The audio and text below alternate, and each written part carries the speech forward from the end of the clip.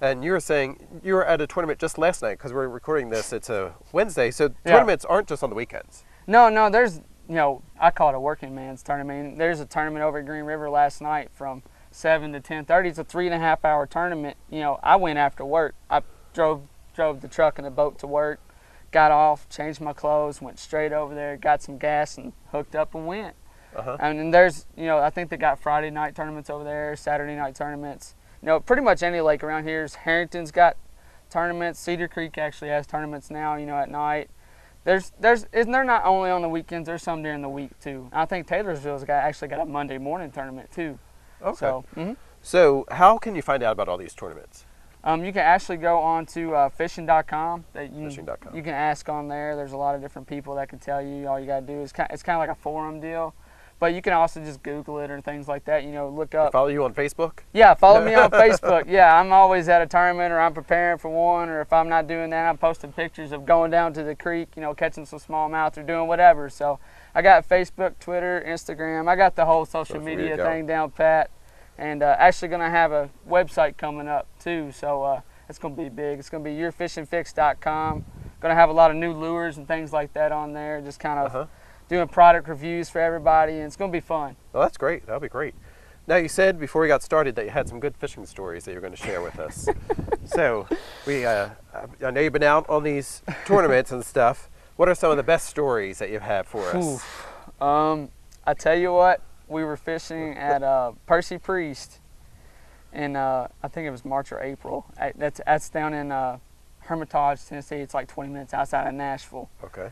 And I'm sitting there fishing in the back of the boat, and I have a hit, and I set the hook, and I'm wearing a hoodie because it's a little bit chillier outside. You know how you have the drawstrings to come down? I'm actually sitting there reeling like this, and it gets tangled up inside of the hoodie. And I'm like, oh my God, I'm not going to catch the fish, so I have to take the line and just start pulling him in behind. Yeah, you got to change on the fly or else you're going to lose the fish. Got to do what you got to do, right? You got to do what you got to do to cash a check, man. So, I mean, yeah. Did it work? Huh? Did it work? No, I got 22nd. They paid 17 spots. Oh. It happens. I was only one fish out of the money. I could write that on a bumper sticker. One fish out of the money. Yep. Make a lot of money off that. Put that on your Fishing Fix website. Yeah, put it on my Fishing Fix website. Bumper stickers. Yeah. For sale. Yeah, but there's also another one. I actually went to a pond the other day with my girlfriend. We were going down through there, and I gave her a rod and a reel and a little lure. It's kind of my uncle owns the pond, and it's got plenty of big fish, and they're always hungry.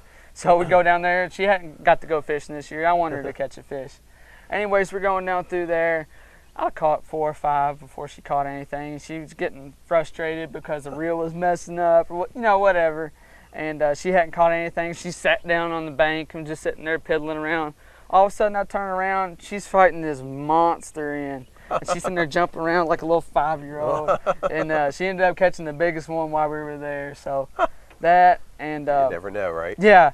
And then actually, the most fun story I've got so far is actually when I caught the 6.5 pounder. Like I said, I was fishing that sweet spot with the D&L Advantage, and I felt that peck, and it felt like a bluegill. If you fish very much, you could tell that a bluegill goes chug-a-lug, peck, peck. Tries to play you a tune a lot of times because their mouth isn't big enough to get the lure in there. So I'm sitting there, and I think it's a bluegill, but I always set the hook anyways. Hook sets don't cost anything, and if I don't set the hook, it may have been a big fish like it was. So anyways, I'm sitting there talking to my boater. We're sitting there cutting up, having a good time, trying to pass a little bit of the time away before we go on to the next spot. And like I said, I set the hook, and all of a sudden that rod doubles over. I said, God, Terry, that's the guy that I was fishing with. His name was Terry. I said, Terry, this is a pig, get the net.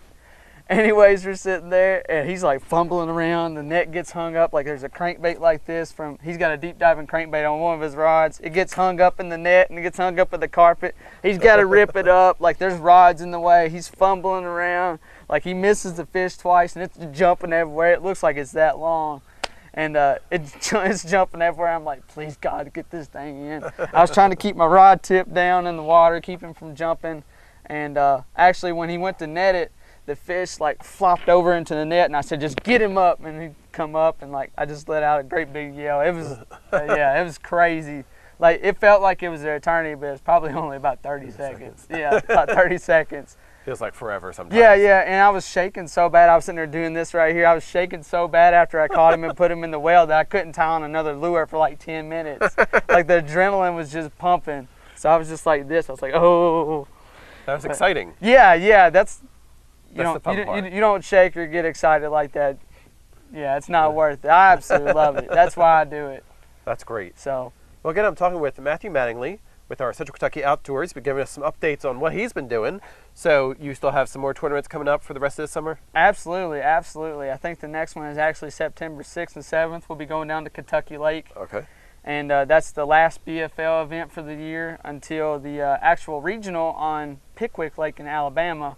They actually just had a big pro tournament down there before too long ago. Uh-huh. And I'm sitting in good standings right now. You have to be in the top 40 in the point standing. They give you points for every tournament. Okay. So, the higher you get, the more points you get, and the top 40 guys get to go to this lake, and we actually get to compete for a brand new boat.